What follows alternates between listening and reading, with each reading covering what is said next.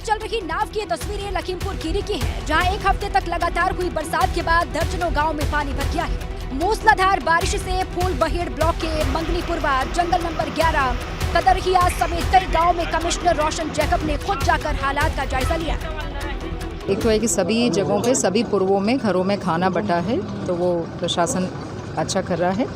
इसके अलावा उनकी जो समस्याएं हैं, जैसे दवाओं के लिए यहाँ चौकी लगी है, मगर निर्देश दिया गया है कि अंदर दवा की पैकेट्स बांटे स्वास्थ्य विभाग द्वारा।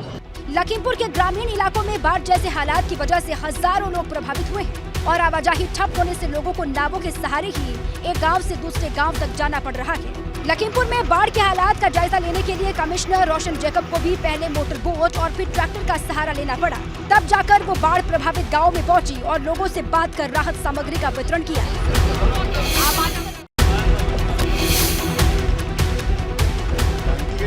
आजमगढ़ में सरयू नदी में कहर बरपाया हुआ है। बाढ़ के पानी से 134 गांव प्रभावित है। नदी का जलस्तर प्रति घंटे 2 सेंटीमीटर की रफ्तार से बढ़ रहा है। सरयू नदी का पानी लोगों के घरों में घुस गया है तो रास्ते डूब गए हैं। लोग बेहद परेशान हैं जो पलायन को मजबूर हैं।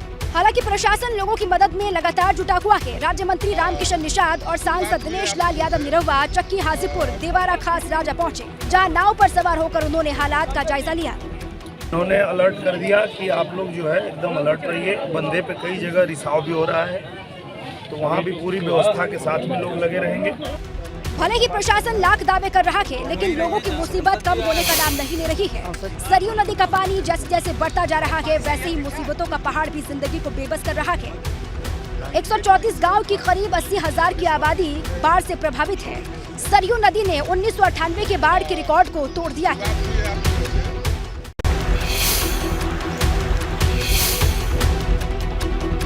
श्रावस्ती में राप्ती नदी उफान पर है। राप्ती नदी में आई बाढ़ ने कई लोगों की जिंदगी बर्बाद कर दी। रामनगरा गांव में इस नदी ने ऐसा कहर बरपाया कि गांव का नामो निशान नहीं बचा। ये तस्वीरें बाढ़ के बाद के हालात बयां कर रही हैं, जहां हर तरफ तबाही का मंजर है और तबाही के बाद ये निशान बताने के लिए काफी हैं कि गांव पर आई मुसीबत कितनी बड़ी थी। जहां 60 से 70 घर थे जो अब सिर्फ कागजों में रह गए। कपड़ा लत्ता तक नहीं, दवाई लाओ पैसा तक नहीं, सब बहेगा। ऊपर से पानी गाँव निकले नदी कुल धारा यही पे है, बहात रहा बहा के चक्कर में भैया। एक हफ्ते से बाढ़ का कहर देखने को मिल रहा है। गोहनिया गांव में एक परिवार बारिश थमते ही घर की तरफ लौट गया था, तभी 2 लोग नाले के तेज बहाव में बह गए और दोनों की मौत हो गई। श्रावस्ती में राप्ती नदी ने इन लोगों के हिस्से में ऐसी बर्बादी लिख दी जिससे लोग कभी उबर नहीं पाएंगे।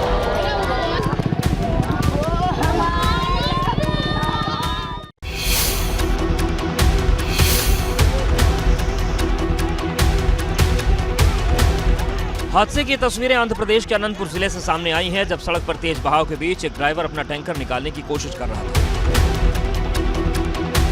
पहले तो टैंकर सीधा चलता चला रहा था, लेकिन पानी के तेज बहाव की वजह से टैंकर किनारे की ओर चला आया। हालांकि इस दौरान ड्राइवर ने टैंकर को बचाने की काफी कोशिश की,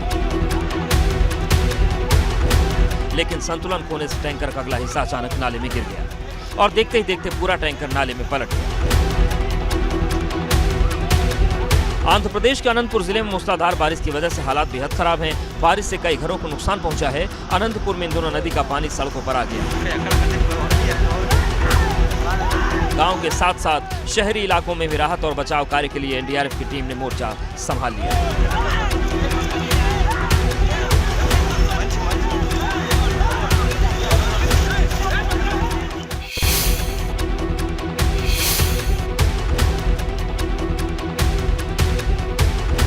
शिक्षण संस्थानों में हिजाब पहनने के मामले की सुनवाई करने वाले सुप्रीम कोर्ट के 2 जजों जस्टिस हेमंत गुप्ता और जस्टिस सुधांशु धूलिया ने अलग अलग फैसला सुना दिया।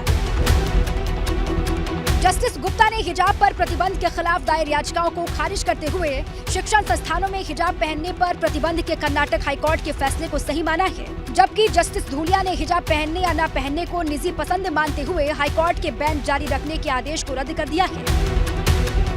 सुप्रीम कोर्ट में सुनवाई के दौरान हिजाब बैन के खिलाफ याचिकाकर्ताओं ने तर्क दिया था कि मुस्लिम लड़कियों को हिजाब पहनने से रोकने पर उनकी शिक्षा खतरे में पड़ जाएगी, क्योंकि इस फैसले से लड़कियां स्कूल जाना बंद कर देंगी। जबकि कर्नाटक सरकार ने फ्रांस में हिजाब बैन की मिसाल देते हुए तर्क दिया था कि हिजाब पहनने या न पहनने से कोई महिला कम इस्लामी नहीं हो जाती है और समानता के लिए स्कूलों में यूनिफॉर्म की व्यवस्था है।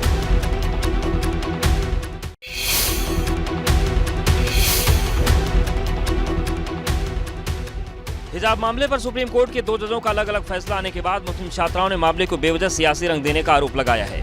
कोई पॉइंट नहीं बनता कि आप हिजाब को लेके आने जाए, क्योंकि एक जनरल सा पॉइंट है, ये हर धर्म में लड़कियां पहनती हैं अपनी सेफ्टी के लिए। मुस्लिम धर्मगुरु खालिद रशीद फिरंगी महली ने कहा कि लड़कियों को हिजाब पहनने से रोकने का कोई कानूनी हक हासिल नहीं है, क्योंकि अगर बच्ची है कोई मॉडेस्टली ड्रेसअप हो करके स्कूल जा रही है तो उसमें किसी को क्या एतराज़ हो सकता है। हिजाब के मुद्दे पर अलीगढ़ मुस्लिम विश्वविद्यालय की शिक्षिकाओं और छात्रा का कहना है कि हिजाब को किसी पर भी थोपने की जरूरत नहीं है, ये खुद का फैसला है कि हिजाब पहनना है या नहीं। इस्लाम के अकॉर्डिंग दें तो हमारे लिए पर्दा ज़रूरी है। अब पर्दा चाहे आप फुल ड्रेस में कर सकते हो या अबाया पहन के कर सकते हो। अब हिजाब केस में सुनवाई 3 जजों या 5 जजों की बेंच करेगी और बेंच में कौन कौन से जज शामिल होंगे इसका फैसला चीफ जस्टिस ऑफ इंडिया करेंगे।